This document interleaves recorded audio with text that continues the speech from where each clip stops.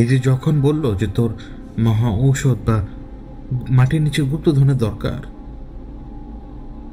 তো সাথে সাথে মাথার মধ্যে না ওই ব্যাপারটা ঢুকে যায়। ব্যাপারটা হচ্ছে এটা বিভিন্ন কিতাবে আছে যে সুলাইমান আলাইহিসসালামের দরবারে সেদিন যে ইফরিত ছিল, সেই ইফরিতকে নাকি বন্দি করে নিয়ে আসার জন্য সুলাইমান আলাইহিসসালাম অর্ডার দিয়েছিলেন অন্যান্য জিনদেরকে।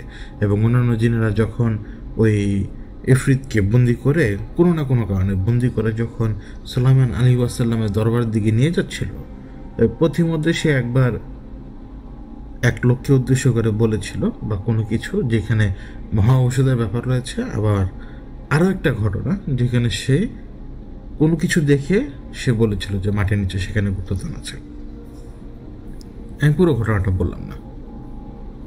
তো যখনই সে এই গুপ্তধন এবং মহা ঔষধের কথা বলল, মাথার মধ্যে যখন এই কথাটা আমার ইমিডিয়েটলি চলে আসলো না, তখনই ওই মহিলা এই যে এখন আমার চোখের সামনে জাস্ট ধোঁয়াটা ট্রান্সফর্ম হচ্ছে, ধোঁয়াটাই হচ্ছে ঘুরে ফিরে একটা আকার নিচ্ছে মানুষের, এবং আকারটা প্রায় সিলিংয়ের কাছাকাছি, ধোঁয়াটার বিস্তৃতি। এবার সেখান থেকে উত্তর এলো, আমাকে বলল যে আমরা সেরাকের বংশধর।